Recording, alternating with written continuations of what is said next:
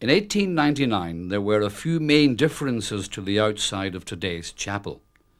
The new Castle Street porch, for example, was not there.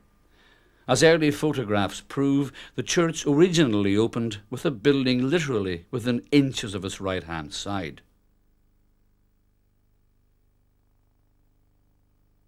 This 1906 map of the area shows that there were additional buildings and sheds behind that.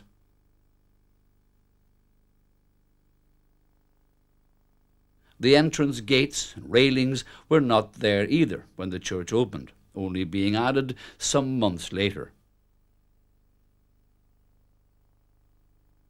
At the back, the pathway to the parochial grounds was a narrow one, which included a small bridge with an arch. There was, of course, no school. And finally, the pathway between the church and the present grotto was much narrower. In fact, the grotto was originally a rockery until 1954, when the more elaborate Marian shrine was added. But despite these main differences, there are many details of today's church which have remained constant since its opening. On either side of the central doorway, with its mass of carved details, are circular panels containing figures of the Virgin Mary, Christ, and Saint Joseph. The capitals surrounding the granite columns are of an exceptionally intricate nature, the carver having ingeniously introduced within the shamrock the thistle and the passion flower. On either side, angels support the mouldings, with scrolls that read, "Church of the Most Sacred Heart of Jesus," under the patronage of Saint Joseph. Above the entrance on the south side is a panel containing a figure of Saint Columba, who is robed in the canonicals of an abbot and carries his staff in hand. On the corresponding north entrance is an equally fine figure of Saint Eugene, who is mitred and robed as a bishop. These two saints are the patron saints of the Diocese of Derry.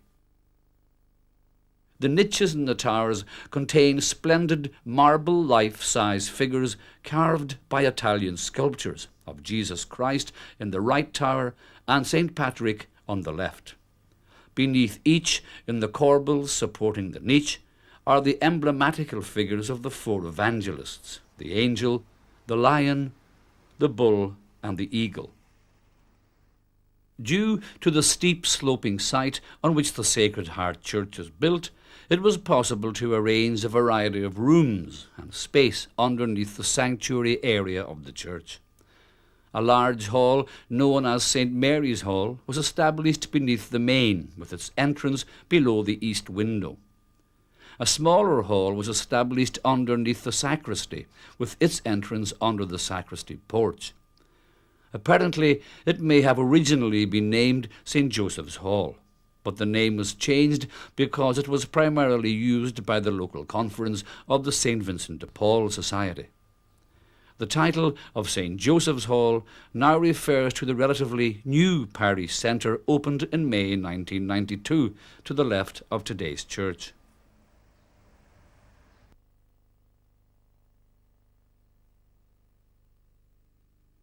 Before the Sacred Heart Church was built, this is what the Omagh skyline looked like. This photograph shows the sky dominated only by the Church of Ireland spire.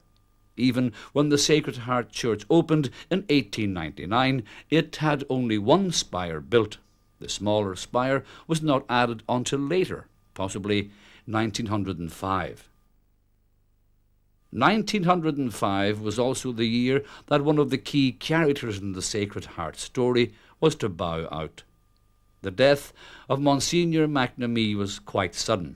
He had visited some parishioners in the morning before he took ill. At about 2 o'clock in the afternoon, he was walking in the parochial grounds reading his breviary when he took critically ill.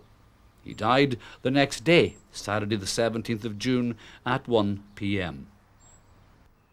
And so, an era spanning more than half a century in the history of the Catholic Church in Drumragh parish came to an end.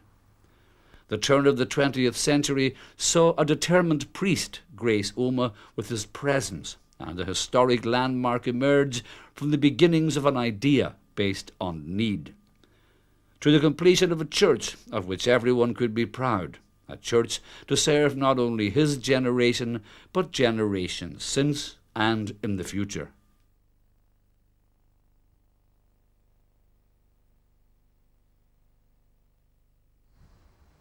Even though Monsignor McNamee was gone, his work continued unabated.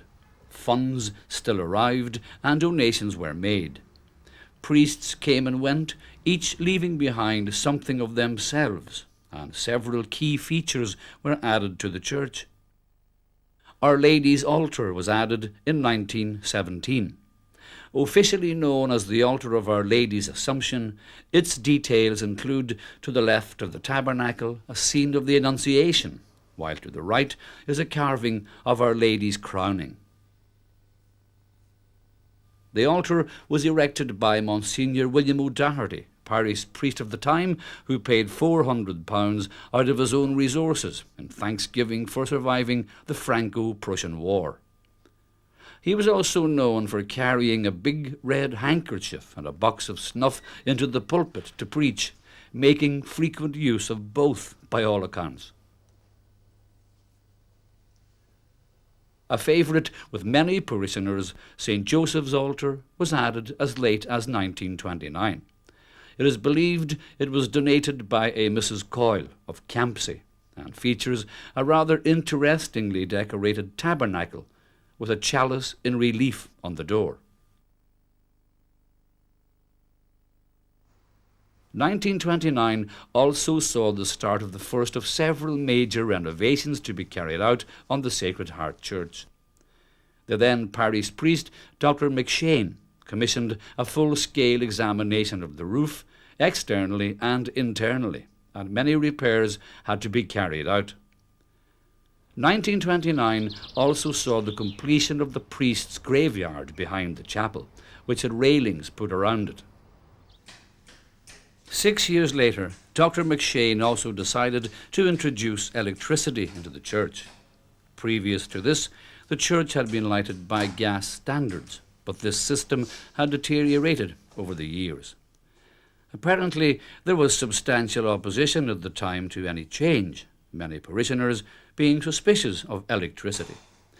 During the 1935 electrification, Sunday Mass continued even though the whole interior of the church was scaffolded. Weekday Masses were said in St. Mary's Hall, though if the weather was good, they were said in the open air, an altar being set up in the grounds of the then Christian Brothers schools.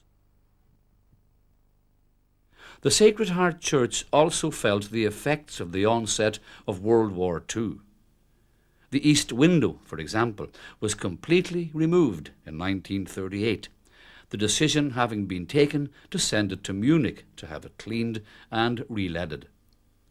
Apparently, the whole structure was packaged and placed outside the church, awaiting removal, when Dr. McShane, on the morning in question, informed everyone that there was the threat of war. Subsequently, the window was kept in the vaults of the church until the war was over. Meanwhile, the space behind the high altar remained boarded up until 1948. The east window was eventually sent to a firm in Belfast for cleaning and re-leading.